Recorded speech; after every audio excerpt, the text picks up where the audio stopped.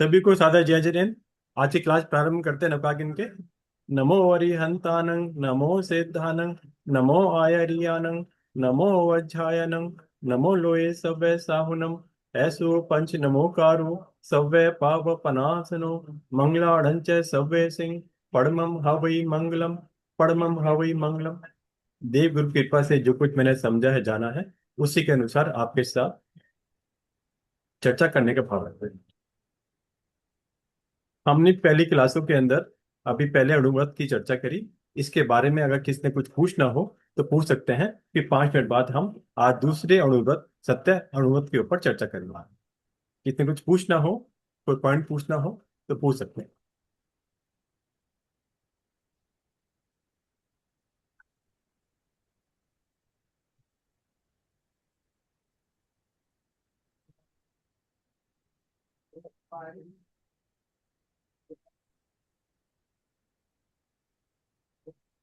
नहीं तो आगे चलते हैं। जी भैया। ठीक है। आज का हमारा विषय है दूसरा अणुव्रत, सत्य अणुव्रत। जैसे मैंने पहले भी आपको बताया था कि 12 व्रतों के अंदर जो मूल व्रत है वो पहला अणुव्रत है, अर्थात अहिंसा अणुव्रत है। अगर किसी भी साधक ने अहिंसा अणुव्रत का पालन नहीं करा तो वो दूसरे व्रत भी उसके नहीं निभ सकते। इस बात को स्मरण करना, क्योंकि इसको ही आगे हम लेके चलेंगे, इसलिए मैंने आपको ये रिपीट किया। तो सत्य अणुव्रत के अंदर इसका अर्थ क्या है? साधक को मोटा बड़ा झूठ नहीं बोलना, झूठ छल कपट से बचना। और ये हमेशा स्मरण करना है कि पाप का भय ही धर्म है। जब तक हमें पाप से भय नहीं लगेगा तो जीवन में हम कोई भी नियम, प्रत्याख्यान, व्रत इत्यादि मौलिक सिद्धांतों का पालन कर ही नहीं सकते। प्रश्न होगा कि बेसिकली इसका हमारा तात्पर्य और हम इसको किस प्रकार से समझें। जैन दर्शन में सभी का मूल एक ही है।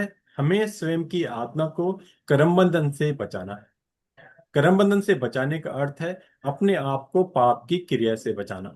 जिस प्रकार हमने अहिंसा का पालन कर अपने आप की आत्मा को कर्म बंधन से बचाने का प्रयास किया, उसी में ही दूसरा सूत्र आता है कि सत्य वचन अर्थात बड़ा झूठ ना बोलने से कोई भी साधक जो है कर्म बंधन से किस प्रकार बच सकेगा, इसकी चर्चा हम आज करने जा रहे हैं। सामान्य जीवन में आपने देखा मोटा झूठ बोलने से काफी सारे अनर्थ की क्रिया हो जाती है, ना चाहते भी हो जाती। शादी संबंध टूट जाते हैं, व्यापार में डील कैंसिल हो जाती है, किसी दूसरे व्यक्ति को भयंकर नुकसान हो सकता है। और इन सभी घटनाओं का जो मेन एक सेंटर पॉइंट आता है वो है आत्मघात, सुसाइड। कई बार किसी भी कारण से व्यक्ति इतना गंभीर आत्म चिंतन में हो जाता है, वो आत्मघात करने तक की सोच लेता है। और आत्मघात अर्थात हिंसा। और जैसे मैंने आपको प्रारंभ में बताया कि अहिंसा ही मूल है, हिंसा से बचाना ही मूल है। इसके अंदर भी हिंसा अर्थात अहिंसा छिपी हुई है। अर्थात सत्य का वचन बोलने से, सत्य का पालन करने से, झूठ से बचने के अंदर, इन सब क्रियाओं के अंदर अगर हम चिंतन करेंगे तो देखेंगे हमने कहीं ना कहीं हिंसा से बचने का प्रयास किया, अहिंसा का पालन का प्रयास किया। और गहराई में जाते हैं तो आपने काफी साधु संतों के बारे में सुना होगा कि इन फलाने साधु साध्वियों को वचन सिद्धि है। ये होती कैसे प्राप्त है? आप सोचेंगे कि कैसा प्रश्न शुरू कर दिया। ये इसी से जुड़ा विषय है। कारण, जब कोई भी साधक, साधु साध्वी शावक शाविका क्यों ना हो, अगर जीवन में सत्य का पालन करते हैं, अनुशासन से जीवन व्यतीत करते हैं, अहिंसा का पालन करने का पूर्ण प्रयास करते हैं, आगे चलकर आत्मा की पवित्रता के कारण वचन सिद्धि प्राप्त हो जाती है। जिसका नाम ही क्या है? वचन सिद्धि। वचन अर्थात भाषा। इसलिए जब तक भाषा पे हमारा नियंत्रण नहीं होगा हम आगे बढ़ ही नहीं सकते। तो सत्य, तो सारांश क्या बना इसका? सत्य वचन बोलने से जीव को वचन सिद्धि तक प्राप्त हो सकती है। ये नहीं कि सभी को प्राप्त होगी, प्राप्त हो सकती है, सिर्फ ये कहने का इसका प्रयास मैंने करा है। इसको आगम के अंदर भी सूत कृतांग सूत के छठे अध्ययन के अंदर 23वीं गाथा के अंदर, जिसको हम पुच्छस्नम या वीर स्तुति के बोलते हैं, वहां पर भी बताया गया सच्चे सु व अनवजम वयंती, अर्थात जो वचन पीड़ा कारक हो वह सत्य हो तो भी नहीं बोलना चाहिए। क्या बोला मैं? नहीं बोलना चाहिए। अर्थात भगवान ने सिंपल निर्देश दिया, भाषा ऐसी हो, सत्य तो हो, लेकिन अगर वो पीड़ादायक हो तो उसको सत्य की श्रेणी में भगवान ने नहीं रखा, उसको कहा असत्य भाषा। दोबारा रिपीट करता हूं, जो वचन पीड़ा कारक हो, सत्य हो, फिर भी हमें नहीं बोलना चाहिए, क्योंकि वो वचन पीड़ादायक है। इन बातों को स्मरण करना है। इसके बाद हम आगे के पॉइंट पे हम चलेंगे कि इसको किस प्रकार समझें। अंधे को अंधा कहना, काने को काना कहना, नपुंसक को नामर्द, हिंजड़ा इत्यादि कहना, कुष्ठ रोगी को कोढ़ी कहना, बंध्या को बांझ कहना, इत्यादि वचन ऐसे हैं जो है तो सत्य, परंतु ये भाषा प्रिय भाषा नहीं है। भगवान ने प्रिय भाषा न होने के कारण सत्य वचन को भी असत्य की श्रेणी में रखा है। ये सभी बातें कुछ हिस्सों में सत्य होती हैं, तथापि दुखप्रद होने के कारण, अप्रिय होने के कारण भगवान ने उसे असत्य की कोटि में रखा है। तो शावक शाविकाओं को, साधु तो याजबीन के त्यागी होते ही हैं, शावक शाविका को भी ऐसे वचन बोलना उचित नहीं है, अर्थात भगवान ने मनाही करी है, वर्जन किया है। दूसरा पॉइंट आता है, इसे बोला कब जाता है, हम असत्य का सेवन कब करते हैं।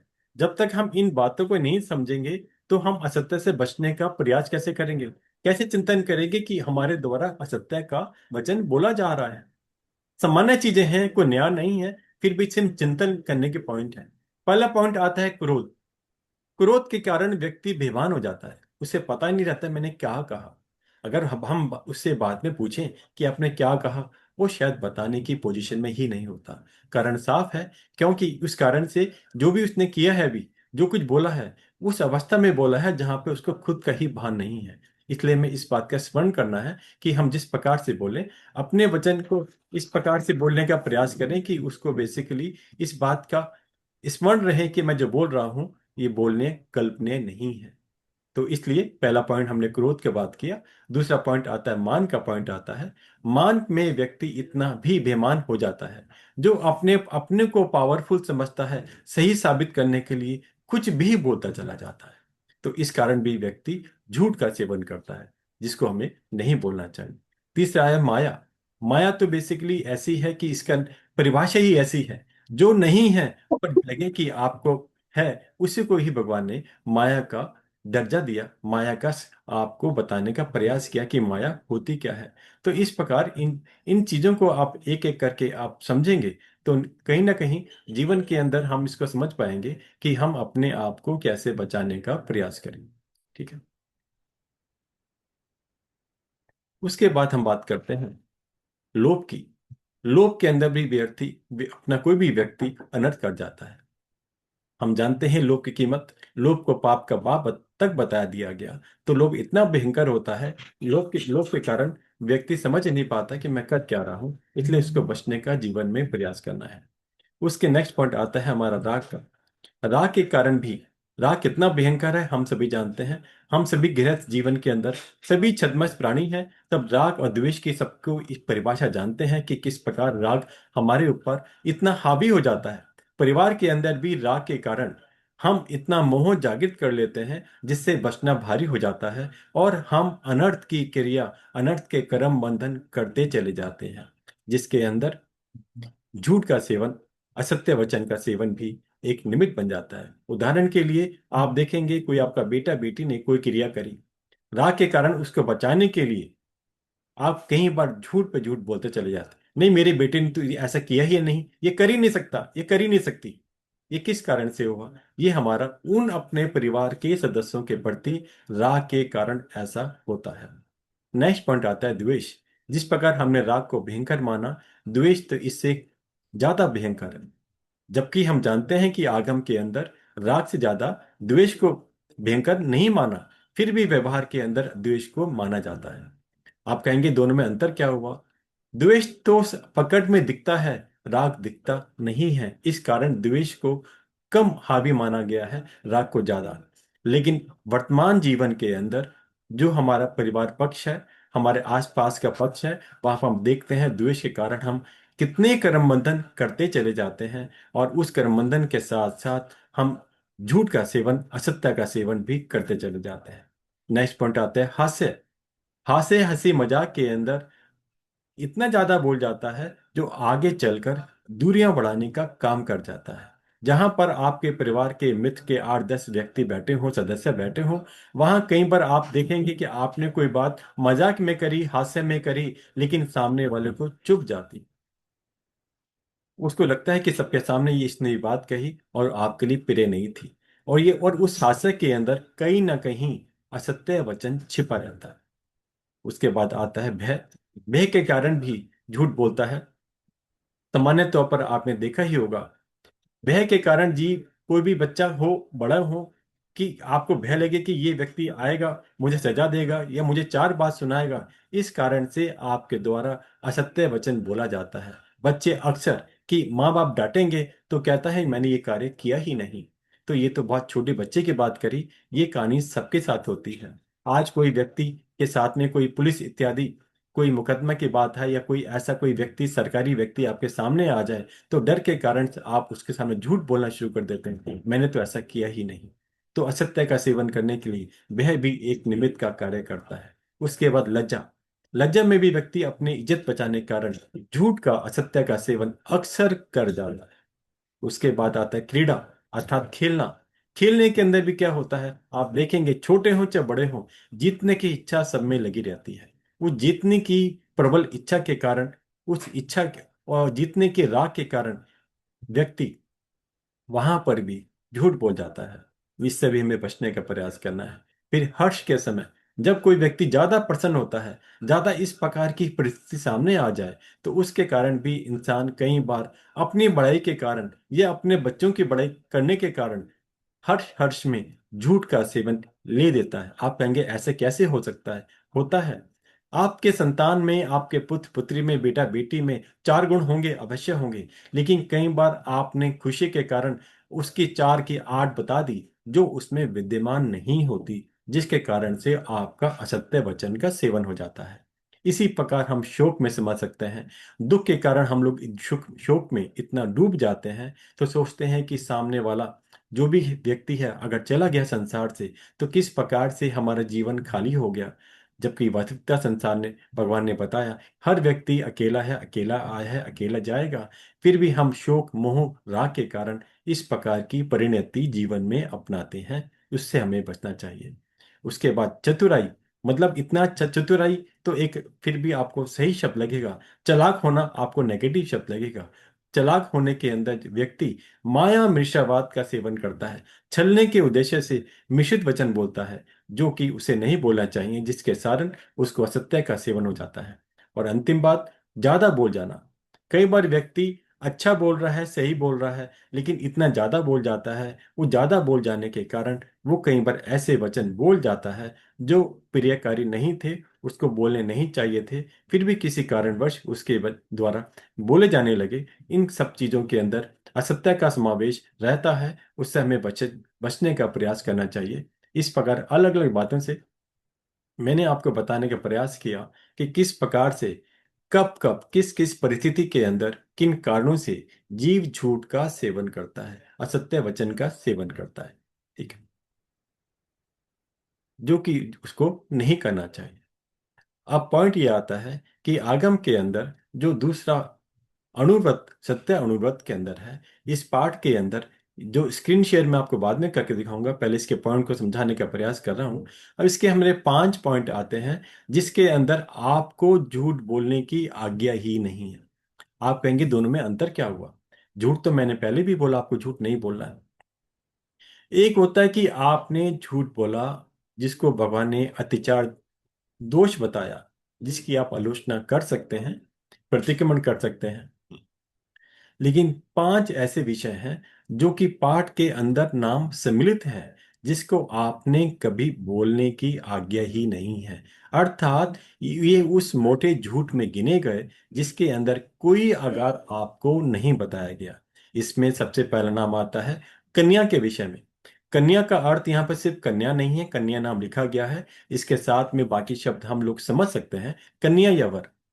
हमने देखा है संसार पक्ष के अंदर आमतौर पर कन्या वर या बेटा बेटी के संबंध में सगाई विवाह के प्रसंग में कई बार कई प्रश्न पूछे जाते हैं रिश्तेदार के द्वारा, आपके मित्र मंडल के द्वारा, किसी भी प्रकार से। सारे रिश्ते आजकल ऑनलाइन नहीं होते।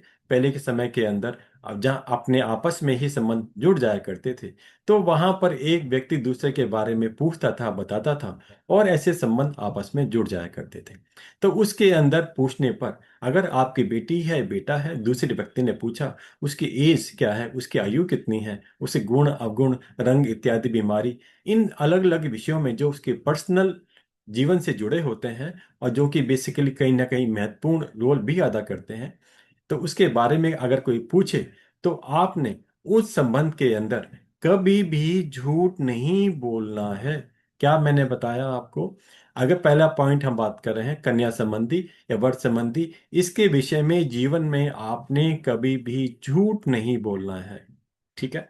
और इसके विपरीत अगर कहीं आपको दिखे कोई कन्या या कोई आपका वर या कोई बेटा या बेटी शीलवान है, सब अंगों से संपन्न है, कहीं कुछ कोई कमी नहीं है, सर्वगुण संपन्न हम कह सकते हैं, अगर आपने उसके बारे में उल्टा बताया, उसको दोषित बताया, उस वाले केस में भी आपको ये कार्य नहीं करना है। अर्थात पहले पॉइंट का हमारा विषय है कन्या या वर संबंधी, बेटा या बेटी संबंधी समझ सकते हैं। इसके विषय में आपने शावक शाविका होने के नाते भगवान की आज्ञा के अनुरूप आपने मोटा झूठ नहीं बोलना है। जिसमें पहला पॉइंट हमारा है कन्या के विषय में, कन्या अर्थात वर वधु के इस विषय के अंदर आप समझ सकते हैं। दूसरा विषय इसी प्रकार से आता आया है गाय के विषय में। यहाँ पर भी गाय का शब्द यूज किया गया आगम के अंदर, लेकिन वहां पर सभी चार पैर वाले जानवर इसमें सम्मिलित हैं। आपके पास गाय हो, भैंस हो, घोड़ा हो, और जितने भी चार पैर वाले जानवर हैं, वे सभी इसी के अंदर इसका परिविष्ट आपको समझना चाहिए। इसके विषय के अंदर भी कभी कोई पूछे, उदाहरण के लिए आपके पास गाय है या भैंस है और आप इसको बेचना चाहते हैं, तो इसके विषय के अंदर आप चार बात ऐसे बढ़ चढ़ के ना बताएं जो उसके अंदर विद्यमान गुण न हो। अर्थात कोई पूछे कि आपकी गाय कितना कितना दूध देती है, तो देती तो 4 लीटर है, नहीं नहीं मेरी गाय तो 10 लीटर दूध देती है, या मेरी भैंस तो 10 लीटर दूध देती है। तो इस प्रकार की क्रिया, इस प्रकार की बातें ना बताएं, उसकी आयु ना छिपाएं, और भी इसके जो गुण अवगुण किसी प्रकार से भी उसकी विशेषताएं हैं, पूछे जाने पर आपने उसे नहीं छिपानी। इसको भी बड़ा मोटा झूठ में भगवान ने फरमाया है। आप कहेंगे कि इसमें नुकसान क्या है? इन सभी पांचों के पॉइंट में जो मैंने अभी पहला कन्या वर संबंधी पॉइंट बताया, अगर आपने कोई गलत खबर दी, खबर देने के कारण, गलत बताने के कारण, या तो संबंध जुड़ेगा नहीं, जो जुड़ सकता था लेकिन आपके गलत बोलने पर संबंध नहीं जुड़ा, तो आप दोष के भागी बने, और भागी बनने के कारण और भी कई इसके अंदर दूषित परिणाम हो सकते हैं। इसके साथ साथ अगर आपने ऐसी बात बता दी जो उसमें नहीं थी, निर्दोष व्यक्ति को आपने दोषी बताने की प्रयास किया, ऐसे अवगुण बता दी जो है ही नहीं, और कोई भी इसलिए श्रमशील इंसान हो, बेटा और बेटी हो, वो आत्महत्या तक कर सकते हैं कि मेरी कितनी बदनामी वाली बात आज समाज के अंदर पता चली जो नहीं है। तो इस प्रकार इन सभी पांचों के अंदर आप गहराई से जाएंगे, आगे हम एक एक करके बताऊंगा आपको। इन सब में एक ही पॉइंट है मेन बताने के लिए कि जीव सामने वाला कोई भी व्यक्ति आत्मघात तक कर सकता है। उससे बचने के लिए हमें कैसे बचें, इस प्रकार भगवान ने 5 निर्देश हमें दिए हैं कि इन 5 निर्देशों के संबंध में झूठ बोलने की गुंजाइश आपके पास नहीं है। तो पहला मैंने कन्या वर संबंधी बताया, दूसरा पॉइंट गाय भैंस संबंधी बताया। तो इस प्रकार आपको समझना है, एक व्यक्ति ने आपसे गाय भैंस खरीद ली, उसके पास पैसे का अभाव था, फिर भी उसने पैसे का जुगाड़ करके वो परचेज करी कि कोई बात नहीं, ये गाय भैंस 10 लीटर दूध देगी, तो मेरा कहीं ना कहीं मैं इससे अपना धन अर्जन कर पाऊंगा। लेकिन वहां ना होने के कारण वो कर्जे में डूब सकता है, और कर्जे में डूब करने के कारण और कोई भी विपत्ति के कारण वो अपनी जान भी गंवाने की सोच सकता है। तो हर एक के अंदर हिंसा या अहिंसा आप समझ सकते हैं छिपी हुई है। ये इन सभी नियमों के अंदर एक हिडन पॉइंट है जिसको हमें समझना है, और झूठ बोलने की सोचना भी नहीं करना। तीसरा विषय आता है भूमि के विषय में। भूमि के विषय में एक होता है, जो व्यक्ति खेती इत्यादि करते हैं तो वहां पर देखते हैं ये जमीन कितनी उपजाऊ है। उसके अंदर अगर आपने जमीन खरीदी और अब आपको मालूम चला ये तो जमीन बंजर थी, इसमें कुछ कोई भी फसल उगाई नहीं जा सकती, वो क्या करेगा? अगर किसी व्यक्ति के पास अगर पैसे नहीं हैं, उसने उधार लेके लिए थे, लोन पे लिए थे, तो उस वाले केस के अंदर भी उसके लिए बड़ी असमंजस की स्थिति बन जाती है। या तो उसका घर बर्बाद हो जाता है, या वो अपनी शरीर का, अपनी आत्मा का आत्मघात तक करने की सोच लेता है। इस प्रकार इनसे बचने का प्रयास करना चाहिए। भूमि के अंदर बहुत सारे पॉइंट छिपे हुए हैं। एक पॉइंट तो हमने इसको सिंपल, एक अपना जिसको हम खेत इत्यादि कह सकते हैं, फर्टिलिटी में लैंड फर्टिलिटी की बात बताई, उपजाऊ भूमि की बात बताई, ये एक पॉइंट था। इसी प्रकार फल इत्यादि के बारे में समझ सकते हैं। इसी प्रकार सोना चांदी लोहा इत्यादि जितने भी इस प्रकार के पदार्थ हैं, उसका भी विषय इस भूमि से जुड़ा हुआ है। कारण इन सबको हम पृथ्वी काय का जीव मानते हैं, और सोना चांदी लोहा इत्यादि ये सब बेसिकली पृथ्वी काय का ही अंश माना जाता है। इसलिए इन सब का समावेश इस तीसरे पॉइंट में भूमि के विषय में गिना गया है। आपके पास सोना है, चांदी है, आप कहीं बेचने गए, था तो असली दुकानदार, और आप ज्वेलर हैं, आपने उसको नकली बताकर, मिश्रित बताकर उसे लूटने की कोशिश की। लूटने इन द सेंस कि 100 का माल था, 50 रुपए देने की कोशिश करी कि ये तो नकली है। इस प्रकार का वचन आपने नहीं बोलना। रेट आपके हो सकते हैं, लेकिन उसमें इस प्रकार का झूठ बोलना कि इसमें ये तो सोना ही नहीं, पीतल है, ये चांदी नहीं, इसमें तो और चीज मिक्स हुई भी है, तो इस प्रकार का कथन हमने नहीं करना। इसके साथ साथ हम देखेंगे जो माइंस इत्यादि, जो बेसिकली खाने होती हैं, अब वो खाने कोयले के भी होती हैं, हीरे के भी होती हैं, अलग अलग पदार्थों की होती हैं, जहां से अलग अलग पदार्थ निकल सकते हैं। उसके संबंध में भी अगर आपको डील करते हैं, उसके संबंध में भी आपने अतिशयोक्ति वचन नहीं बोलना है कि इस माइंस में तो इतनी चीजें निकल सकती हैं, ये हमारी माइंस में इतनी इतनी ताकत है। इस प्रकार ऐसा कोई भी वचन आपने बोलने का प्रयास नहीं करना। इस बात को आपने ध्यान रखना है। तो अलग अलग माध्यम से मैंने बताने का प्रयास किया। इसके बाद चौथा पॉइंट आता है धरोहर के बारे में। किसी के धरोहर को नहीं हड़पना।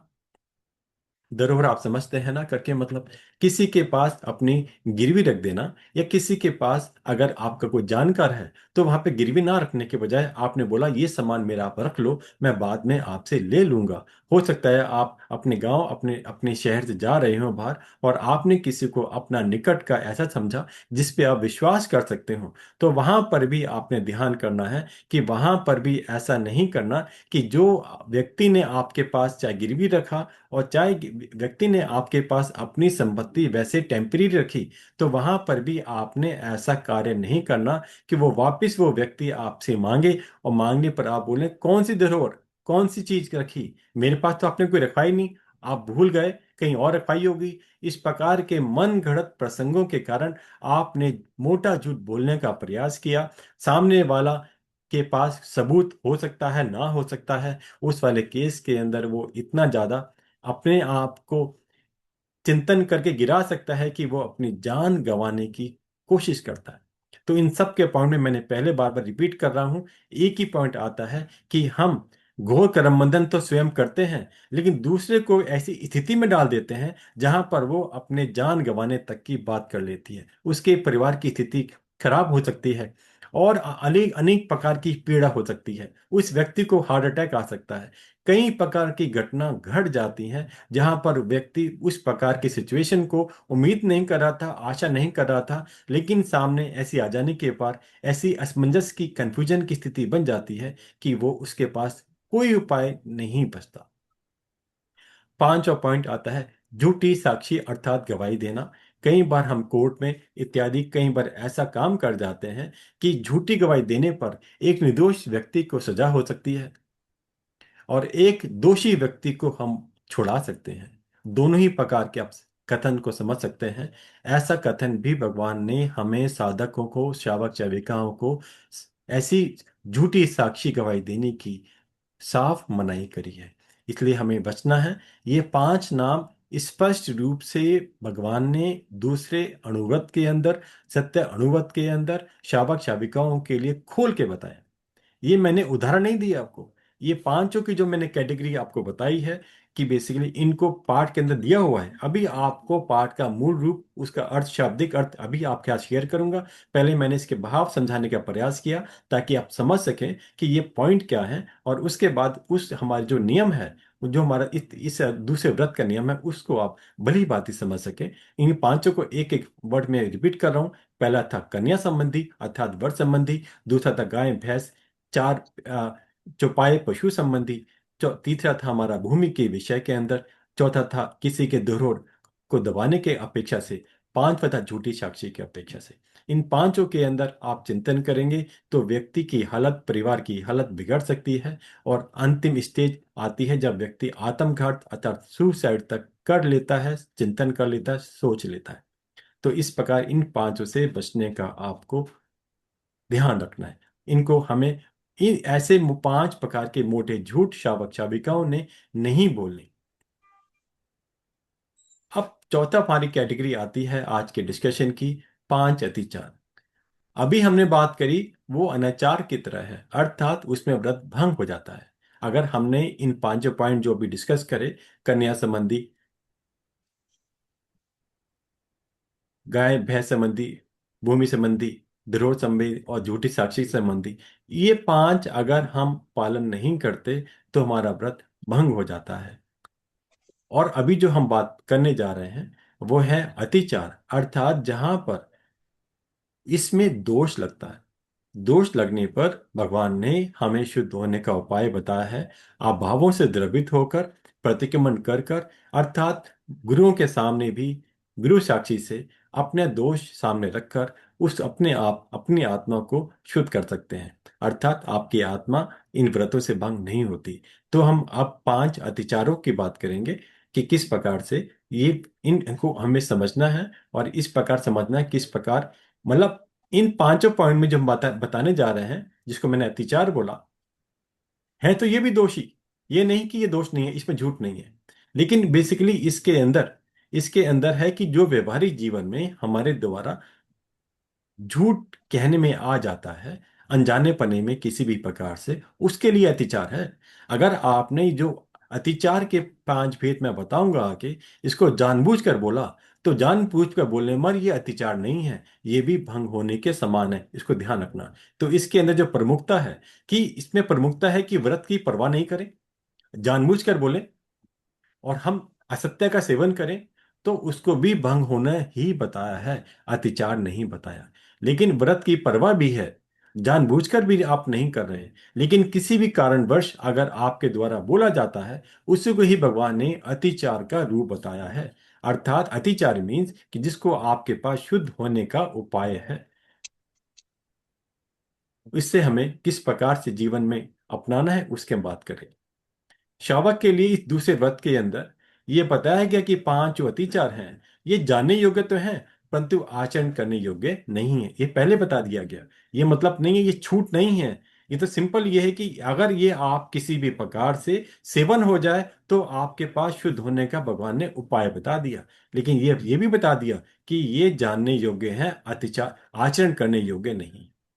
इसके अंदर सबसे पहला पॉइंट आता है सहसा बकाने, अर्थात सहसाकार से बिना विचारे किसी पर झूठा कलंक लगा देना, बिना विचारे किसी पर आघात पहुंचे ऐसा वचन बोल देना। तो यहां पर आपने क्या देखा, बिना विचारे, जो फोकस आया पहली बार के अंदर, बिना विचारे।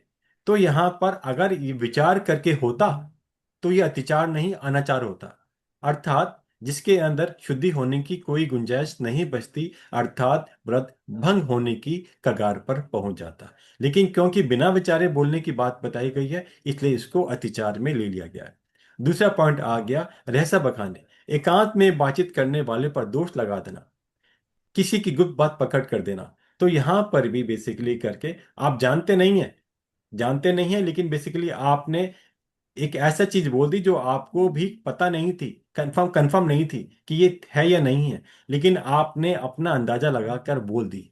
बोलने योग्य नहीं थी, ऐसा क्रिया हमें नहीं करनी होती। ये भी कई बार बहुत ही आत्मघात तक पहुंचने की स्थिति बन जाती है। फिर भी भगवान ने इसको मोटे झूठ में, इसको अतिचार के रूप में ही हमें बताने का प्रयास किया। तीसरा आया बेसिकली सदार संतोष, सदा सदा सदा मत भेद, अर्थात अपनी स्त्री की और स्त्री के लिए पुरुष की किसी भी गुप्त बात को प्रकट करना, स्त्री पुरुष का मर्म प्रकाशित करना। अगर कोई भी हस्बैंड वाइफ, पति पत्नी इत्यादि के अंदर कोई बात होती है, वो बात आपकी पर्सनल रहती है, उसे आपने चार लोगों के सामने नहीं बताना होता। लेकिन आपने किसी कारण से कोई बात कह दी जो नहीं कहने योग्य थी, उसको भी भगवान ने अतिचार में रखा, चाहे वो बात सही हो। चाहे चाहे वो बात सही हो, इसके बावजूद आपने वो बात नहीं करनी। क्योंकि एक जो पति पत्नी का, स्त्री पुरुष का आपस का एक संबंध होता है, वहां पर एक विश्वास सबसे बड़ी एक हमारे पास कसौटी होती है। उस विश्वास के तौर पर अगर हमने उसका पालन नहीं किया तो वो विश्वासघात हो जाता है। तो एक दूसरे के प्रति जो स्नेह है उसमें कमी आती है। तो इसलिए भगवान ने इन सभी बातों को, गुप्त बातों को प्रकट करने की मनाही करी है। अर्थात इसको अतिचार की श्रेणी में रखा गया है। चौथा उपाय था मोसो वैसे। अर्थात बेसिकली क्या होता है, कोई आपने झूठा उपदेश किसी भी प्रकार से देना, वो उसको इस प्रकार की इसमें लिख बताया गया। एक झूठा उपदेश है और एक झूठा लेख है। तो इस चौथे नियम के अंदर, चौथे अतिचार के अंदर जो हमने उसकी बात करी है कि जो झूठा उपदेश है वो मुंह से नहीं कहना। उपदेश मीन्स बोलना, वचन से बोलना। और लेख मीन्स लिख कर बोलना। मतलब लिख कर कोई बात किसको दी जाए। लिखने के अंदर आमतौर पे क्या आती है कि आपने कोई जाली, मतलब कि वो कहते हैं ना कि मतलब कोई आपके सब बहुत लैंड डॉक्यूमेंट थे, आपके प्रॉपर्टी के पेपर्स थे, आपने झूठे बनवा लिए, झूठे साइन करा दिए करके, मतलब। तो ये जो जहां पर एक रिटर्न में पेपर ही कोई कार्यवाही हो जाती है, आपने पेपर पर लिख कर दे दिया या आपने किसको व्हाट्सएप पर लिख कर दे दिया, ये सारे लिखने की कैटेगरी में ही आते हैं। तो आपने ऐसे झूठ लिखने का भी आपको मनाही की गई है। आपको ध्यान रखना है, जब तक आपके पास कोई भी चीज इस प्रकार की हो तो आपने इनसे बचने का प्रयास करना है।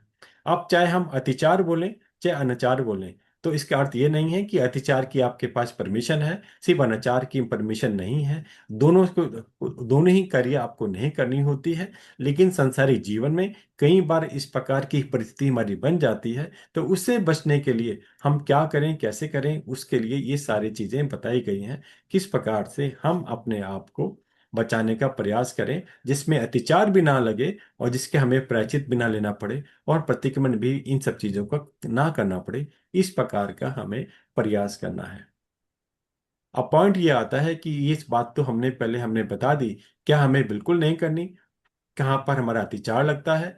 और अब आता है पॉइंट कि आपके पास कहाँ कहाँ किस प्रकार के आगार हैं, छूट हैं।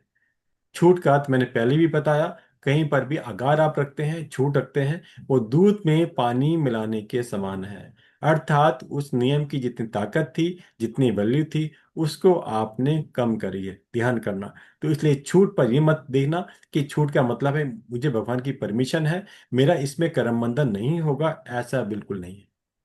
छूट का मतलब है कि आप किसी भी नियम को इतना बड़ा ना समझे, ऐसा ना समझे कि इसका तो मैं पालन कर ही नहीं सकती, मैं कर ही नहीं सकता। सिंपल उसके लिए आप अपनी आत्म शक्ति, अपनी क्षमता को नाप तोल करके नियम में आगे बढ़ें। सिर्फ उसके लिए आगम फरमान के अनुसार किसी भी नियम के अंदर अगार शब्द का प्रयोग आता है।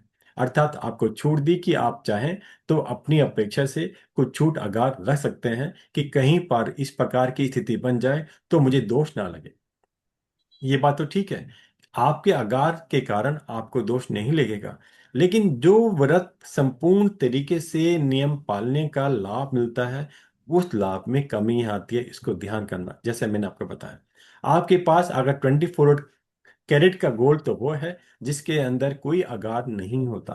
अब उस गोल्ड के अंदर जैसे आप 24 से 22 पे आते हैं, 18 पे आते हैं, या 14 कैरेट की आजकल जैसे डायमंड ज्वेलरी बनती है उसमें आते हैं, तो आप देखते हैं जो गोल्ड का वैल्यू 24 कैरेट की थी वो 18 कैरेट की वैल्यू नहीं होती। आप व्यवहारिक जीवन में समझ सकते हैं। आज अगर मैं गोल्ड गोल्ड बोलूं कि 1.5 लाख रुपए का रेट है 10 ग्राम का, 24 कैरेट का, तो आप देखेंगे जो 14 कैरेट का है उसके अनुसार इसकी वैल्यू 80-85 हजार के आसपास, जितनी भी कैलकुलेशन में आएगी उसके अनुसार आप इसको समझ सकते हैं। तो आपने क्या देखा। अब आप ये देखें कि आपको जो नियम आप पाल रहे हैं या पाल सकते हैं, जिसकी वैल्यू 1.5 लाख कैटेगरी यूनिट तक की हो सकती है।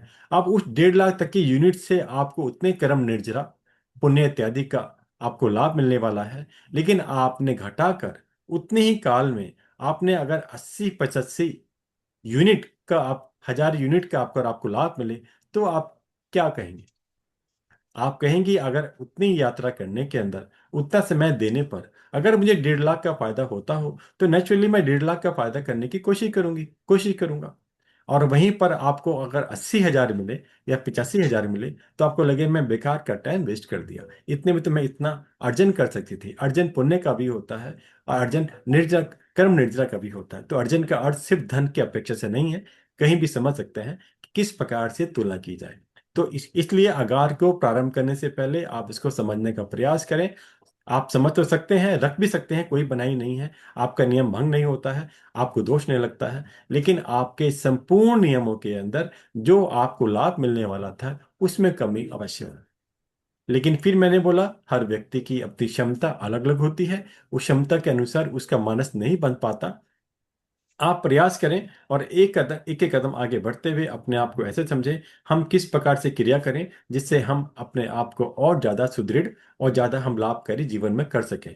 इस प्रकार इन सब बातों को समझते हुए हम आगे पॉइंट पे चलते हैं कि किस प्रकार से भूल चूक से कारण से किसी प्राणी की रक्षा करने के लिए, किसी अधर्मी क्रूर मनुष्य को शिक्षा देने के लिए, छोटे बच्चों को समझाने के लिए, कई बार हंसी मजाक के अंदर भी अगर झूठ बोल दिया हो, ये नहीं बोला जाए, अगर किसी कारण बोल दिया गया हो तो मेरे उसके आगार हैं, अर्थात मेरा नियम में दोष नहीं लगता, मेरा इसके अंदर अतिचार नहीं लग रहा। अब इस प्रकार से आप सोच सकते हैं। तो पहला पॉइंट आया भूल चूक के कारण से।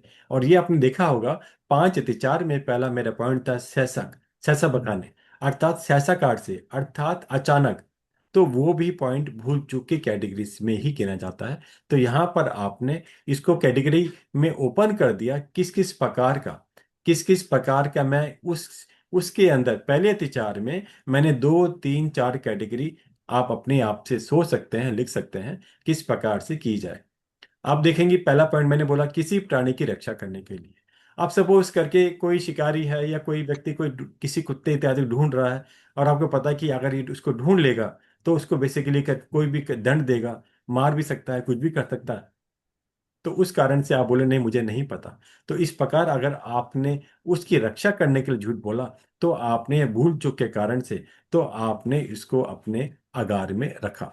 इसी प्रकार किसी क्रूर मनुष्य को लिए, मतलब क्रूर मनुष्य मीन्स कोई अपराधी के लिए, कोई गलत काम करने वाला है, अधर्मी पुरुष है, तो वहां पर उसको शिक्षा देने के लिए, समझाने के लिए कि जो तुम कर रहे हो ठीक नहीं कर रहे हो, तो कई बार इंसान वहां पर भी इस प्रकार का असत्य का सेवन कर जाता है। उसके भी आपने आगाह रखने की बात करी। तीसरे पॉइंट पे मैंने अभी आपको बताया छोटे बच्चों को समझाने के लिए या हंसी मजाक में, उसको भी आप इस प्रकार के आगार में आप रख सकते हैं। दूसरा पॉइंट, दूसरा आकार आता है इसके अंदर, अति आवश्यक बात छिपानी पड़े तो। ये परिवार संबंधी, घर संबंधी बात की बात होती है। कई बार सारी बातें सबके लिए नहीं कहने योग्य होती हैं, नहीं बताने योग्य होती हैं। तो इस कारण से अगर ऐसा कोई विषय आ जाए विशेष रूप से, तो वहां पर अगर ऐसा असत्य का सेवन आपके द्वारा हो जाए, तो आपने उसको अगार में रखने का प्रयास किया। ध्यान रखें, बीच में एक बार दोबारा रिपीट कर रहा हूं, चाहे आपने उसको अगार में रखा या अगार में नहीं रखा, चाहे वो अतिचार में हो, इन सब का आप शाम को प्रतिक्रमण के अंदर, दिवस संबंधी हम मैं बोलूं या रात्रि संबंधी बोलूं, या आपको पक्की संबंधी बोल दूं या चौमासी संबंधी बोल दूं, इन सबको आपको ध्यान में रखने का प्रयास करना चाहिए। और प्रतिक्रमण के समय इन बात को प्रभु के सामने स्पष्ट बोलनी चाहिए, इस प्रकार से मेरे द्वारा ये बोलने में आया प्रभु उसके लिए समय याचना। इससे करने से आपकी जागृति बनी रहती है, और आप आगे उन सबको बोलने के लिए थोड़ा एक बार सोचेंगे मैं बोलूं या नहीं बोलूं, तो अर्थ ये बना कि आपके एक कदम पीछे हटने की गुंजाइश शेष है। इसलिए हमें इन बातों का ध्यान रखना चाहिए। तीसरा पॉइंट आता है अचानक बिना विचारे। आपने हास्य, भय, क्रोध इत्यादि की हमने अभी 14 पॉइंट से बात करी, कब कब इंसान के द्वारा, व्यक्तियों के द्वारा, हम मनुष्यों के द्वारा इस असत्य का सेवन हो जाता है। तो वहां पर भी अगर आप बोलें कि कई बार बिल्कुल ध्यान नहीं रहा, मुझे बोलना नहीं था, एकदम से विस्मृति हो गई, विस्मरण हो गया और मेरे द्वारा ऐसा बोल दिया गया, उसका भी आप आगाह रख सकते हैं। जहां पर आपकी स्मृति के अंदर वो बात बिल्कुल ही ना रहे, उस अपेक्षा आप उसको आगाह रख सकते हैं। कई बार चौथा पॉइंट आता है जान माल बचाने, आजीविका इत्यादि के कारण से। तो कई बार कि आप जो कार्य करते हैं जिससे आपका घर इत्यादि चलता है, वहां पर बेसिकली किसी कारणवश आपको लगता है कि मामला ज्यादा खराब हो जाएगा और आपके द्वारा कुछ ऐसा कह दिया जाता है, उसका भी विशेष परिस्थिति में आप अगार रख सकते हैं। पांचवा पॉइंट आया बेसिकली कोई भी लीगल रूल, सरकारी कायदा इत्यादि पढ़ने में कोई कमी रह जाए, तो वहां पर भी अगर कोई आपको छोटा झूठ बोलना पड़े तो उसका भी आप आगाह रख सकते हैं। अब इन पांचों पॉइंट को ध्यान करें। इनको सिंपल एक हमने एक बहुत हल्के की अपेक्षा से लिया है, और अगर इसमें आपने कोई कार्य जानबूझ कर करा, वो आगाह की श्रेणी में नहीं आता। ध्यान करना, जानबूझ कर करना और उससे बड़ी बड़ी हानि होने की संभावना हो, वो आगाह होते हुए भी आगाह संभव नहीं है, उसको ध्यान करना। जो हमने पांच नियम बताए थे जो आपको करने ही नहीं, आपको उस श्रेणी वाला झूठ बोलने में आगाह रखने की आज्ञा नहीं है। ध्यान करना, बाद में मत कहना कि मैंने तो बताया था इसलिए हमने ऐसा कर लिया। इस प्रकार की आपको कोई भी छूट नहीं मिलेगी। तो सारी जो पॉइंट्स हमने डिस्कस करे, बहुत ही सहज भाव से, आत्म साक्षी से, आत्म चिंतन से, अपनी आत्मा को शुद्ध रखते हुए, शुद्ध बनाने के लक्ष्य से करने की अपेक्षा से है। कहीं पर भी अगर आपकी आत्मा दूषित होती हो, विशेष प्रकार का कर्म बंधन का कार्य हो, तो समझ लेना कि वहां पर कर्म बंधन अवश्य होगा। उसे आपको बचने का उपाय नहीं दिया गया है।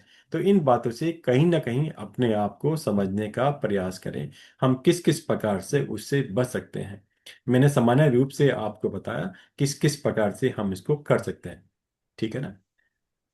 आप इसके मैं अब इस पॉइंट के अंदर अब आपको शेयर करूंगा स्क्रीन, जिसमें आप समझ सकते हैं किस प्रकार से ही हमारा पाठ चलता है और किस प्रकार से हम इसके अंदर समझे कि क्या चीज़ है। अभी तो मैंने आपको सिर्फ समझाने के लिए डिटेल में बताया। अब इसको हम लोग डिटेल में जाते हैं, एक बताता हूँ आपको।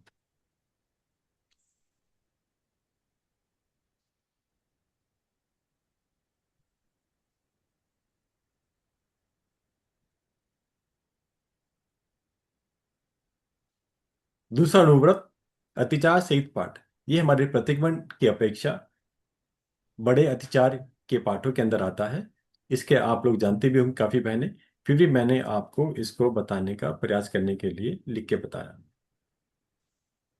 थूलाऊ मूसाबाऊ वीरमनम कन्नलिये गोवलिये भूमलिये नासावारो कूड़ सकेजे इत्यादि मोटा झूठ बोलने का बचकान जावा जीवाय दुविहिम तिविनम न करीमी न कार्वेमी मनसा वैसा कैसा। एवं दूसरे स्थूल मिश्रवाद विरमण के पंच अयाया जानी यव्वा न समा यरी यव्वा तंजा तेलाऊ सहसा बखाने रहसा बखाने सदामन बे मोसो वैसे कूड़लो करने जो में देविसियो अयारो को तस्मिछा में दुक्रम। इस प्रकार का पाठ हम लोग प्रतिगमन के समय दूसरे अनुव्रत के अंदर अतिचार चित पाठ में बोलते हैं। ठीक है ना।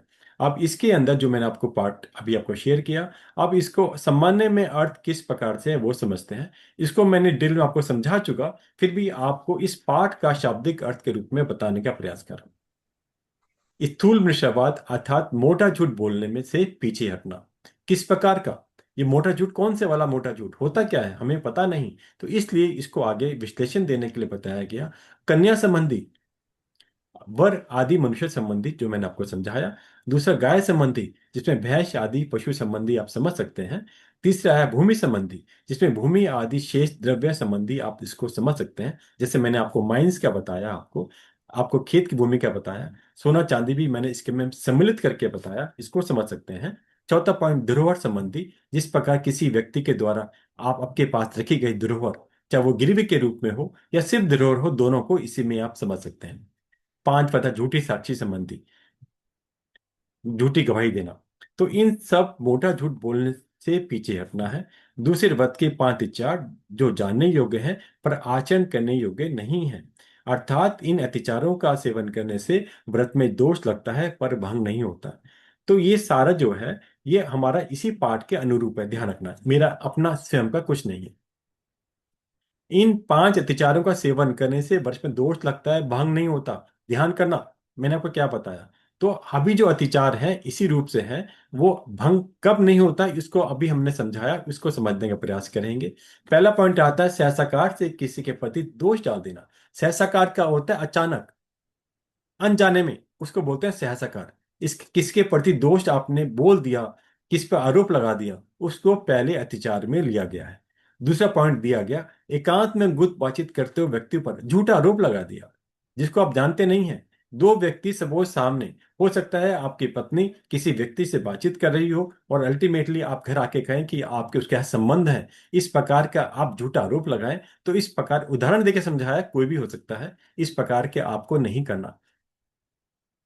आपका कोई बिजनेस का पार्टनर हो सकता है जो बेसिकली आपकी किसी दूसरी, जो आपका कंपटीटर हो, उससे बातचीत कर रहा हो, तो आपको लगे कि आपने हमारे बिजनेस के कुछ सीक्रेट्स लीक कर दिए। तो इस प्रकार कोई भी आप बात समझ सकते हैं, जो फ्रेंडशिप हो सकती है, बिजनेस हो सकता है, फैमिली संबंध हो सकते हैं, कोई भी बातचीत किसी भी परिप्रेक्ष्य में हो सकती है। तो यहाँ पर इसको हमने सब एकांत में गुप्त बातचीत को समझना है। तीसरे पॉइंट के अंदर अपनी स्त्री पति की गुप्त बात प्रकट की हो, जैसे मैंने आपको बताया पति पत्नी के संबंध विश्वास पर टिके हुए होते हैं, तो वहां पर कोई भी आपस में बात की गई हो तो उसको तीसरे के सामने प्रकट करने के बारे में नहीं सोचना, नहीं करने का प्रयास करना। इससे विश्वासघात की माइंड में चिंतन करने की बात जागृत हो जाती है। इसके बाद चौथा पॉइंट, आप झूठा उपदेश दिया हो और पांचवा झूठा लेख लिखा हो। झूठा उपदेश के मैंने आपको बताया कि कोई बात सत्य नहीं है, लेकिन बेसिकली आपने व्हाट्सएप पे डाल दिया। कोई व्यक्ति ने कुछ नहीं करा और अल्टीमेटली आपने बेसिकली लिख भी दिया और कहीं खड़े होकर बोल भी दिया। समाज के अंदर, आपके किसी मंडल के अंदर, कहीं पर भी किसी के ऊपर हमने ऐसा आरोप लगा दिया गया और झूठी बात कह दी गई, इसकी भी भगवान ने मनाही करी है। आपको दोष लगता है किसी बात की, अगर आपको पता चले, किसी बात का पता चले, पहले उसको वेरीफाई करें। उसको बेसिकली इसको ये देखें उसमें सत्य है या नहीं। जब आपको लगे ये बात सत्य है, उसके बाद भी अगर आप कहना चाहें तो करें, वरना उससे भी बचने का प्रयास करना चाहिए। लेकिन झूठा उपदेश तो देने की कोशिश नहीं करनी चाहिए। पांचवा झूठा लेख, जैसे मैंने आपको बताया अभी करके, आपने कोई किसी के जाली साइन कर दिए।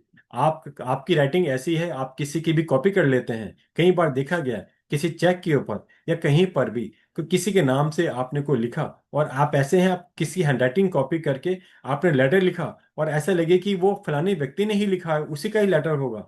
तो ऐसे कार्य भी आपको नहीं करने, उससे आपको बचने का प्रयास करना है।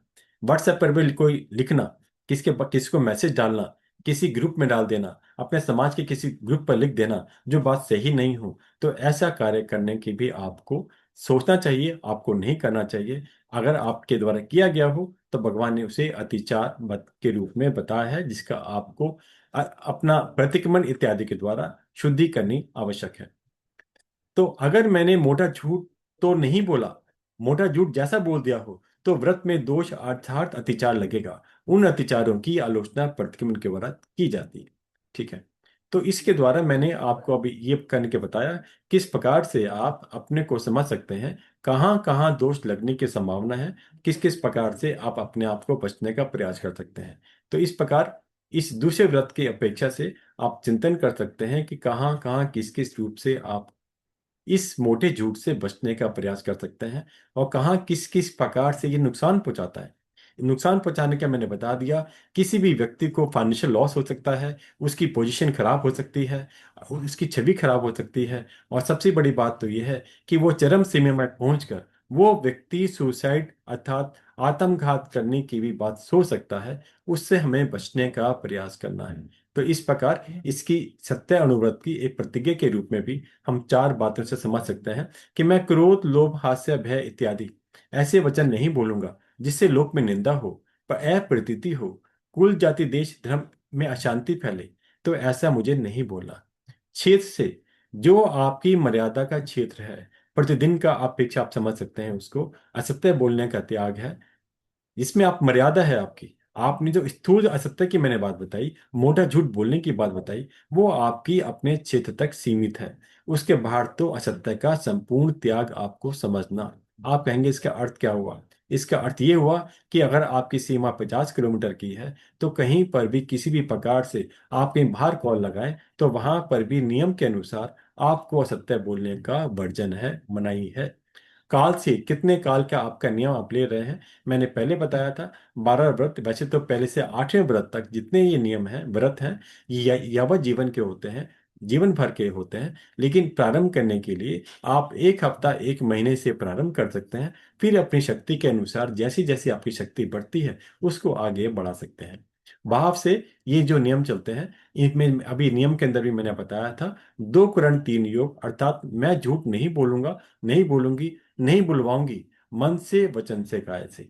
इस प्रकार से इस नियम का हम लोग परिप्रेक्ष्य में समझते हैं कि किस किस प्रकार से इसको इसको समझा जाता है। तो इस प्रकार आपको मैंने संक्षेप में दूसरे सत्य अनुव्रत को समझाने का प्रयास किया। इसमें किसी ने कुछ पूछना हो तो समझ सकते हैं।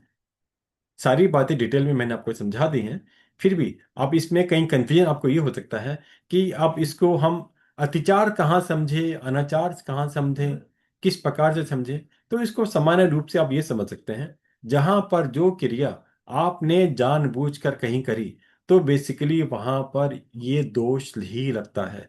वहां पर ना तो अकार है, ना अतिचार है। जानबूझकर करने पर आप दोष के भागी हैं। तो आप समझ सकते हैं आपका नियम भंग जैसा हो जाता है। मोटी मोटी भाषा में ऐसा समझ सकते हैं। तो उससे आपको अपने आप को बचाने का प्रयास करना है। तो इस प्रकार इसको बहुत छोटी सी थिन लाइन ऑफ डिफरेंस है समझने के लिए कि हम किस प्रकार से जीवन में यापन करें। तो यही तरीका है कि अगर आपको ये लगे कि ये मैं अचानक हो गई ये घटना मेरे से, मैं चाहती नहीं थी, पता नहीं मेरे द्वारा कह दिया गया, मैं बोलना नहीं चाहती थी, बोलना नहीं चाहता था, तो वहां पर अतिचार की संभावना है। जहां पर आपने षड्यंत्र रूप कोई कार्य करने की कोशिश करी, पूरी प्लानिंग के साथ किया, वहां पर आपके सामने कोई भी ऑप्शन नहीं है सिवाय आप ये समझ लें वो उस नियम को आपका भंग जैसा हो गया, इस प्रकार समझ लेना। वहां तो गुरुओं के समक्ष जाकर दोबारा से आत्म साक्षी से आपने अपनी निंदा भी करनी है और पुनः इस नियम को ग्रहण करना होगा। इस प्रकार चिंतन कर सकते हैं। फिर भी किसी ने कुछ न पूछना हो, अभी समय बचा है, आप में से कोई भी पॉइंट पूछना चाहें पूछ सकते हैं। बहना किसी से पूछ लो, किसने भी कोई बात पूछनी हो, आपने पूछनी हो, तो हम 5-10 मिनट चर्चा कर सकते हैं। आप हैंड रेज भी कर सकते हैं या चैट बॉक्स में डाल सकते हैं, और आराम से खुल के आराम से पूछें, कोई बाधा नहीं है। हर नियम बड़ा गंभीर है और उन सबका लक्ष्य एक ही है, हम कर्म बंधन से कैसे बचें। इसको ध्यान करना, किसको दिखाना नहीं है, डायरी में भरना नहीं है। अगर कर्म बंधन का भय हो, उसके अनुरूप जीवन में धर्म के क्षेत्र में आगे बढ़ने का प्रयास करें। एक बात को हमेशा ध्यान करें कि मेरा लक्ष्य क्या है। अगर शावक शाविका के लक्ष्य की हम बात करते हैं, तो हम ये समझें कि हम आज शावक शाविका हैं, आगे हम एक कदम और बढ़ाते हुए साधु साध्वी इत्यादि के मार्ग पर चलने के भाव बनाने का प्रयास करें। क्योंकि हमें हमें अपने आप को शुद्ध करना है। तभी आप देखेंगे कि आप अपने आप को आगे बढ़ाने में सफल हो सकते हैं, आगे बढ़ सकते हैं। इस अपेक्षा से चिंतन करें। मैंने पहले भी कई बार रिपीट करा, आज बार फिर रिपीट कर रहा हूं।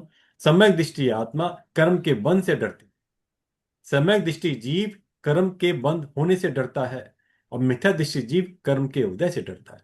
तो हमें कर्म बनने से पहले अपने आप को सतर्क रखना है, संभालना है, ये समझना है कि किस प्रकार कोई क्रिया करने से मेरे कर्म का बंध ना हो जाए। क्योंकि हमारे पर जो मनुष्य का भाव मिला है, ये मनुष्य का भाव कर्म मानने के लिए नहीं मिला है। जो पुराने कर्मों का स्टॉक हमारी आत्मा के साथ है, उस स्टॉक से हम लोग कैसे हल्के हों, कैसे फ्री हों, उस अपेक्षा से हमें ये मनुष्य भाव मिला है। अगर ये मन में चिंतन होगा तो अवश्य ही आप एक एक कदम सोच समझ के रखने का प्रयास करेंगे। आपने पुराने समय में भी सुना होगा, जब बचपन के अंदर आज से 50 साल पहले भी हम लोग रहते थे, तो क्या क्या, क्या कहते थे? झूठ बोलना पाप है। सामान्य भाषा में, धर्म की बात नहीं, सिंपल एक मौलिक सिद्धांत था, झूठ बोलना पाप है। तो जब एक मौलिक सिद्धांत बचपन के अंदर भी बच्चों को दिया जाता है, तो उसका सिंपल ये अर्थ है, इसकी गंभीरता को समझें और इसको समझने का प्रयास करें, किस प्रकार से झूठ का सेवन करने से हमारी आत्मा कर्मों से भारी होती है। 18 पाकिस्तान के अंदर भी हम अगर बात करते हैं, उसके अंदर भी कहीं ना कहीं इस झूठ के सेवन के कारण हम हमारी आत्मा कर्मों से भारी होती है। भगवती सूत के अंदर भी जयंती जयंती बाई के प्रश्न आते हैं। वहां पर उनका प्रश्न था, प्रभु आत्मा भारी कैसे होती है? भगवान ने फरमाया, आठ आत्मा 18 पाप के सेवन से भारी है। 18 पाप के अंदर झूठ बोलना भी एक पाप माना गया। दूसरा पाप मृषावाद, दूसरा ही पाप कहलाता है, जिससे आत्मा भारी होती है। तो चिंतन करें, स्वयं के अंदर चिंतन करें, हमें अपनी आत्मा को भारी करना है या हल्की करना है। हम आत्मा को हल्के करेंगे तो आगे बेसिकली बढ़ते बढ़ते हम मुक्ति की ओर, मोक्ष की ओर अग्रसर हो सकते हैं। आप किसने कोई जिज्ञासा हो, कोई प्रश्न हो, सब हैंड रेज कर सकते हैं, पूछ सकते हैं।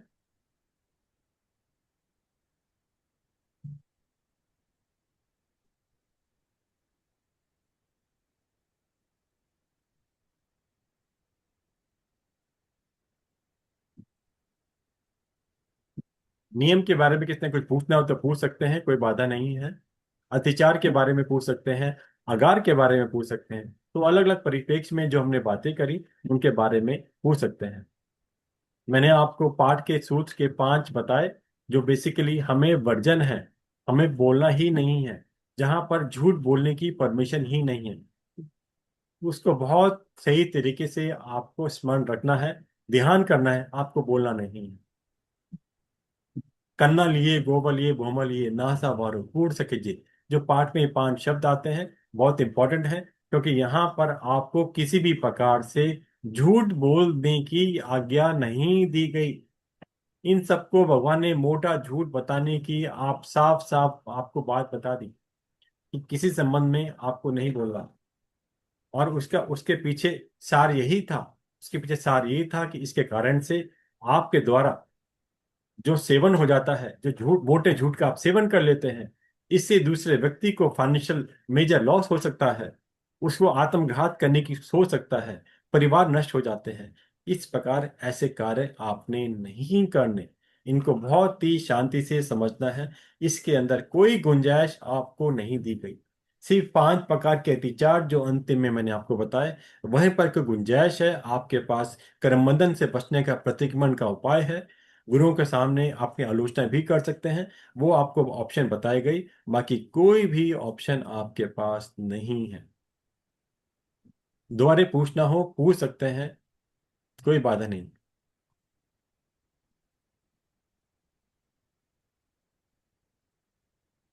कोई प्रश्न नहीं है किसी का भी? नहीं भैया, लगभग तो नहीं किसी का कुछ प्रश्न। कोई मैं बात ऐसा पूछ रही थी भैया नहीं। कि हम अभी संसार में दैनंदिन क्रिया में कभी ना कभी किसी न किसी तरह से छोटा झूठ तो बोला जाता ही है। कभी बिल्कुल। कभी समझ में नहीं आता है कि हमने झूठ बोला भी है। सहज बिल्कुल। सहजता से हम बोल देते हैं। तो हम्म। फिर उसकी आलोचना हम क्या प्रतिक्रमण से ही कर सकते हैं? प्रतिक्रमण एक मात्र माध्यम है शावक शाविकाओं के लिए, जिसके अंदर हम लोग जाने अनजाने में किसी भी प्रकार से, किसी भी प्रकार का हम कोई क्रिया करते हैं, दोष लगाते हैं, लग जाते हैं, उसके अतिचार का भगवान ने हमें आज्ञा दी है। जब आपको इस पूरे व्रतों का एक एक शब्द का आभास होता है, तो कहीं ना कहीं आपके मन में, चाहे वो अनजाने में सहसाकार से कारण से आपका वो व्रत का नियम पूरा नहीं पला होता, लेकिन आत्मा में कहीं ना कहीं किसी परिस्थिति के अंदर आप समय करें, संवर करें, पौषित करें, तो वहां पर आपके मन में एकाग्रता रहती है। उस एक एकाग्रता के अंदर आपने कोई प्रवचन पढ़ा, कोई चिंतन किया, कोई लेख पढ़ा, कुछ लिखा, तो वहां पर आप देखेंगे, आपको लगेगा ऐसी चीज तो मेरे द्वारा बहुत बार होने लगी है, बहुत बार दोस्त मुझे लग गए, और जिसको मैंने दोस्त समझा भी नहीं। तो ये चिंतन के विषय, ये प्रवचन और चर्चा के विषय कई बार स्थानक मंदिर इत्यादि में साधु सतियां विराजती हैं, वहां पर कोई चर्चा चल रही होती है, तो वहां पर छोटा छोटा पॉइंट आपको इस प्रकार बता दिया जाता है या चर्चा में आ जाता है, जो आप कहते हैं ये तो मैंने कभी सोचा ही नहीं, ये पॉइंट भी है, ये भी कर्म बंधन का पॉइंट है। तो इन छोटे छोटे पॉइंट के माध्यम से हमारी आत्मा जागृत बनती है, और कहीं ना कहीं आत्मचिंतन भी जागता है। हम और ज्यादा सतर्क होते हुए आगे जीवन जीने का प्रयास करने लगते हैं। तो ऐसे ही कमी आती है, बिना जाने हम उससे किसी भी चीज से बच नहीं सकते। जानने का तरीका है सुन करके, पढ़ सकते, चर्चा करके, इन सब के माध्यम से हमें कुछ ना कुछ नया पॉइंट जरूर मिलता है। लेकिन अगर हमारी इच्छा ही नहीं है तो कोई प्रवचन, कोई लेख, कोई बुक, कोई भी हमारी सहायता नहीं कर सकती। जब तक हमारा अपने पापों से बचने का प्रयास ना हो, बचने की एक उत्कंठा मन के अंदर ना हो, मुझे बचना है। आज ये कल्पना करें, आज जितने भी विरागी वैरागी आजकल उपलब्ध हैं, आपको हम मिलते हैं, दिखने को ग्रुप पे मिल रहे हैं, अलग अलग समाज में मिल रहे हैं, आप किसी की भी एक जीवनचर्या को सुनकर तो देखें, किस प्रकार से आज उनके मन के अंदर ये भाव कहाँ से आए। पीछे काफी विरागी बहनों भाइयों का अलग अलग ग्रुप के माध्यम से उनका इंटरव्यू सुनने का मौका मिला, तो देखा किस प्रकार एक छोटा सा निमित्त उनके जीवन में बदलाव ला देता है। एक छोटा सा उदाहरण बताऊंगा। एक कोई छोटी बहन थी 28-30 वर्ष के आसपास की। वो अपनी पढ़ाई वढ़ाई करके अपनी डिग्री लेकर उसकी जॉब की प्लेसमेंट भी हो गई और अपने घर अपने छोटे शहर के अंदर पहुंची, क्योंकि अभी 10-15 दिन बाकी थे ज्वाइन करने के। उसकी छोटी बहन स्थानक में उपाश्रय के अंदर दिन में साध्वियों से कुछ सीखने जाती। उसने वो, दीदी आज मुझे भी आप छोड़ दो। बोला कोई बात नहीं। वो उसको छोड़ने के माध्यम से स्थानक पहुंची दिन के अंदर। छोटा स्थानक था, साधवियां भी गेट के आसपास के अंदर ही दिख रही थी। तो वहां पर उन्होंने देखा, उसको अंदर बुला लिया कि आ जाओ, कुछ देर अभी बैठ जाओ। तो वहां पर मृगा लोड़ा का कथन विपाक सूत का दुख विपाक का चल रहा था। तो वहां पर उसका चिंतन सुनने श्रवण मात्र से उसका जीवन परिवर्तित हो गया। पहली बारी श्रवण किया, आधा घंटा 1 घंटा जो भी वो बहन वहां बैठी, चिंतन ऐसा पलटा, जॉब छोड़ दी, जॉब ज्वाइन ही नहीं करी और आगे विरागे पथ पर बढ़ गई। और साल एक वर्ष के आसपास की अवधि के अंदर दीक्षा ग्रहण कर ली। तो ये जब भी संभव होता है जब हमारी अंतर से आत्मा जागृत बनती है, हमारे मन में कोई चिंतन चलता है। और मैं बार बार रिपीट करता हूं, कर्म बंद करने के भाव मन में आएंगे तो ही बचाव होगा। अगर भाव नहीं है तो जितने मर्जी क्रिया पाल लेना, उससे भला नहीं होगा। वो मात्र द्रव्य क्रिया रह जाएगी। जब तक भावों में परिवर्तन नहीं होगा, कर्मों के बंध से डर नहीं होगा, तब तक जीवन में हमारा, आपका, सबका भला होना बहुत मुश्किल है। तो जीवन का हमारा लक्ष्य क्या है? हमेशा बोलता हूं, आपको एक कदम आगे बढ़ने के भाव रखना है। अगर हम सामान्य समय दृष्टि हैं, हम शावक पना पालने की आगे पर एक कदम आगे बढ़े। हम वर्तमान में अपने को शावक शाविका समझते हैं, तो हमारा लक्ष्य तो आगे साधु साधु साध्वी बनने की अपेक्षा आगे अवश्य बढ़ना चाहिए। बने ना बने अलग दृष्टिकोण है, लेकिन जब तक आप एक कदम आगे की ओर नहीं देखेंगे, आपका खड़ा होना मुश्किल हो जाएगा। आप जीवन में आप प्रयास करके देखना, जब भी आप चलते हैं, अगर आप दोनों पैर एक ही जगह रखें, आप चल नहीं सकते। चलने के लिए आपको एक पैर आगे बढ़ाना अवश्य पड़ता है। ये एक पैर आगे बढ़ाना ही धर्म को समझना, धर्म के अनुसार प्रयास करना, पुरुषार्थ करने के समान है। पहले चिंतन करना होता है, फिर समझना होता है, फिर उसको जीवन में धारण करने की प्रतिज्ञा करनी होती है। तब जीव एक कदम आगे बढ़ा पाता है। तो ये चिंतन अवश्य करें। कोई भी नियम प्रत्याख्यान हो, कोई व्रत हो, उसके अंदर उसका स्वरूप समझना जरूरी है। उसके पीछे लक्ष्य क्या है? उन सब के पीछे भगवान का एक ही लक्ष्य था, हम संसारी आत्माएं इस संसार से मुक्त हों, इस कर्म बंधन से मुक्त हों। इसके कारण से ही सारे आगम, पूरा सिद्धांत बसा हुआ है। तो ये सिंपल एक कंसेप्ट यही है। तो आपका प्रश्न के बाद मैंने काफी विस्तार से उसके आसपास की बातें आपको बताई।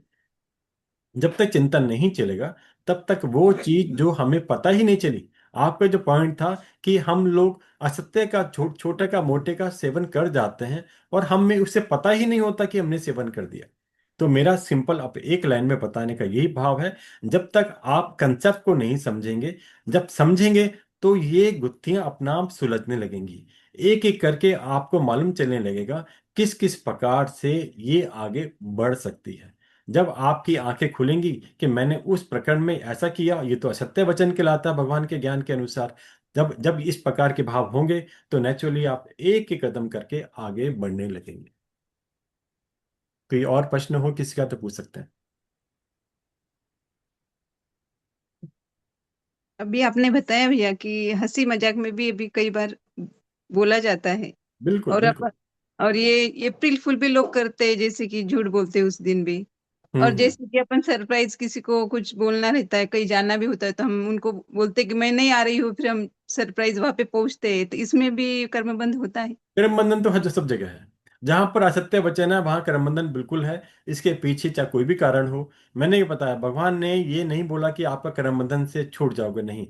उसको अतिचार में बता दिया, उसे अगार में बता दिया। अतिचार में बोलूं तो आपको प्रतिक्रमण इत्यादि के माध्यम से शुद्धि करना है।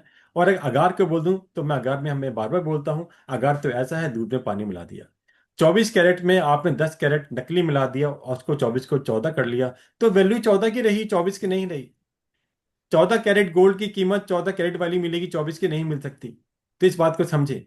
जब भी असत्य का सेवन हम करते हैं, हंसी मजाक में करते हैं या किसी कारणवश करते हैं, तो उसका हमारा कर्म बंधन अवश्य ही होता है। कम ज्यादा की बात अलग है, कर्म बंधन से हम लोग नहीं बच सकते। इसको समझना जरूरी है। संपूर्ण त्याग व्यवहारिक जीवन में सरल नहीं होता है। इसके लिए सिर्फ मौन की साधना ही संभव हो सकती है। फिर भी कहीं ना कहीं अपने आप को थोड़ा थोड़ा संकुचन करेंगे तो आगे जरूर पहुंच सकते हैं। घबराना नहीं है कि ऐसे कैसे जिएं, जीवन नीरस हो गया, नहीं। कई बार हम सोचते हैं हास्य से ही जीवन नीरस, हास्य नहीं करेंगे तो जीवन नीरस हो जाएगा, नहीं। ये भी हमारी असत कल्पना है, ऐसा नहीं होता। बेसिकली चेहरे पर मुस्कान है, साधारण भाषा है, वहां से भी बेसिकली आप भी प्रभावित स्वयं में हो सकते हो, दूसरा भी प्रभावित हो सकता है। इसके लिए हास्य होना जरूर नहीं। वो बात कैसे कही गई उस पर निर्भर करता है। लेकिन जितना हम बचेंगे, आपने देखा हुआ कषाय के अंदर 4 कषाय में 9 कषाय का शब्द आता है। 9 कषाय में सबसे पहला बात, पहला कौन सा है? हास्य। हास्य को पहले ही 9 कषाय बता दिया गया। अब 9 कषाय का अर्थ सबको पता होगा। कषाय तो नहीं है, परंतु कषाय को उत्तेजित करता है। ये परिभाषा ही अपने आप में संपूर्ण है। हास्य की जैसे अब बात चल रही है, हास्य 9 कषाय कहलाता है। और 9 कषाय की परिभाषा है, जो कषाय वर्तमान में तो नहीं, परंतु कषाय को उत्तेजित करता है। आपने मजाक के अंदर किसको बात कही और वो उसको सामने वाले को चुभ गई, क्या होगा? वो मजाक मजाक नहीं रहा। हम्म। वो सामने वाला आपसे बदला लेने की कोशिश कर सकता है, आपसे बोलना बंद कर सकता है, और कोई विशेष परिस्थिति बढ़ते बढ़ते और आगे गंभीर स्थिति भी पहुंच सकती है। तो इसकी कोई सीमा नहीं। ये डिपेंड करता है कि कहाँ पे क्या कुछ चल रहा है। तो जितना जितना इन चीजों से थोड़ा थोड़ा बचने का प्रयास करेंगे, उतना उतना हमारी शुद्धि होती चली जाएगी। ज्यादा संपर्क में रहने से, ज्यादा अलग अलग कमेटी ज्वाइन करने से, ज्यादा लोग किट्टी पार्टी ज्वाइन करने से, मैं किसी को मना ही नहीं करता, सबका अपना दृष्टिकोण है। आप जैसा मर्जी करें। लेकिन ये समझे, ये सब क्रियाएं कहीं ना कहीं कर्म बंधन कराने वाली हैं, इसको अवश्य ध्यान रखें। कोई भी क्रिया आपने करी, वो आपसे, आपका कर्म बंधन नहीं हो रहा, ऐसा झूठा विश्वास मन में ना रखें। बस सत्य को जानने का प्रयास करें, सत्य को जीवन में अपनाने का प्रयास करें। अगर ये बात जीवन में होंगी तो कहीं नहीं, कहीं ना कहीं आप देखेंगे कि आपको परछाई दिख रही है। आप गलत कार्य कर रहे हैं। चलो आज एक नई उपमा बताता हूं आप। जिस दिन आप कोई बुरा कार्य करें, जिसमें ज्यादा कर्म बंधन का कोई कार्य किया हो, उस दिन चिंतन करना, आपका दिन वो तो जैसा था बीत गया, अगले दिन आपको फल कैसे दे रहा है। अगर आपको अगला दिन ऐसा महसूस हो, या उस दिन के अंत तक ऐसा महसूस हो कि आपके साथ कुछ बुरा हुआ, बुरा मीन्स अप्रिय हुआ, जैसे पुण्य के उदय के अंदर हमें सब साताकारी सब कुछ मिलता है, और पाप के उदय के अंदर हमें कहीं ना कहीं असुविधाएं जीवन में मिलती हैं। इस प्रकार की असुविधा आपको दिन आपको देखने को मिले, तो आप चिंतन करना कि आपने बुरा पहले किया या नहीं। कई बार अगर हमारे साथ पाप कर्म ज्यादा हैं, पुण्य कर्म कम हैं, तो आप देखेंगे कि आपने अगर आज पाप किया, उसका फल उसी दिन आपको आसानी से नहीं मिलता। इसी विपरीत अगर कोई हल्लुकर्णी आत्मा है, पाप कर्म कम है, पुण्य कर्म ज्यादा है, किसी भी प्रकार से समझ सकते हैं, तो वो जो भी क्रिया करता है, अच्छी या बुरी, वो दोनों का प्रतिफल उसको 24 घंटे में जरूर आभास में आता है। इसके चिंतन करके देखना। ये मेरा प्रैक्टिकल एक्सपीरियंस है, वो आपको शेयर कर रहा हूँ। किसी भी रूप के अंदर वो 24 घंटे के अंदर आपके सामने अवश्य आता है। अगर आता है तो समझ लेना आपके पास कर्मों का स्टॉक कुछ कम है। अगर आपके बुरा करने पर भी आपके 24 घंटे 48 घंटे अच्छे ही बीत रहे हैं, समझ लेना आपका पुण्य का स्टॉक ज्यादा है, अर्थात कर्मों का स्टॉक भी ज्यादा है। जिसके कारण से लाइन लंबी है, पाइपलाइन लंबी है, अभी पुराना स्टॉक ही बाहर आ रहा है। अगर पाइपलाइन छोटी होती तो अगर आज पाप डाला है तो बहुत जल्दी पाप का उदय सामने आता। एक नया चिंतन दे रहा हूं, विषय से अनुरूप नहीं है, फिर भी आपको बात में चलते हुए बात हास्य की कर्म बंधन की चली, इस रूप से आपको बताने का प्रयास किया। चिंतन करके देखना, आभास करके देखना किस प्रकार से हमारे जीवन में हम स्वयं का अवलोकन कर सकते हैं। आज केवली भगवान तो सामने नहीं है जो इस बात को समझ सके, लेकिन फिर भी कहीं ना कहीं हम इस बात को समझ सकते हैं कि हम अपना आकलन स्वयं कैसे करें, कि हमारे साथ कर्मों का स्टॉक कितना है। हमने अभी नियम व्रतों की बात करी, उसका एक ही लक्ष्य था, हम कर्म बंध से मुक्त कैसे हों। कर्म बंध से छूटने की सारी बातें चल रही हैं, नियम प्रत्याख्यान व्रत इत्यादि, इन सभी का एक ही लक्ष्य है, कर्म से छूटना।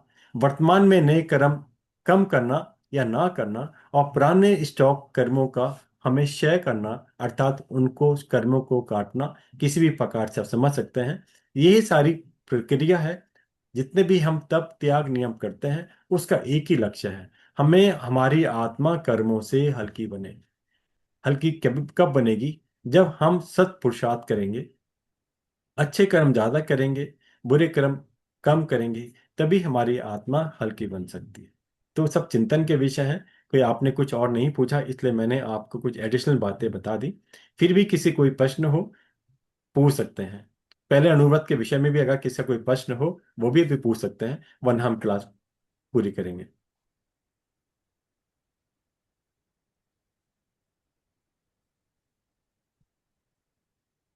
किसी को कुछ पूछना है तो पूछ लेना। आप खुद अनम्यूट कर सकते हैं, हैंड रेज कर सकते हैं, चैट बॉक्स में डाल सकते हैं।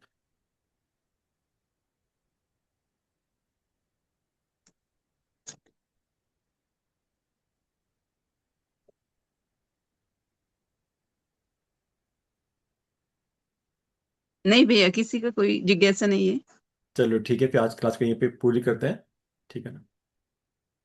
आज की चर्चा के दौरान किसी भी प्रकार से मेरे द्वारा ज्ञान की विराधना की गई हो, जिन आज्ञा की विपरीत मेरे द्वारा जानने अनजाने में कुछ कहा गया हो, उसके लिए बारंबार मैं क्षमा मांगता हूँ। सभी को सादा जय जिनेन्द्र। खमत खमना भैया, बहुत बहुत धन्यवाद।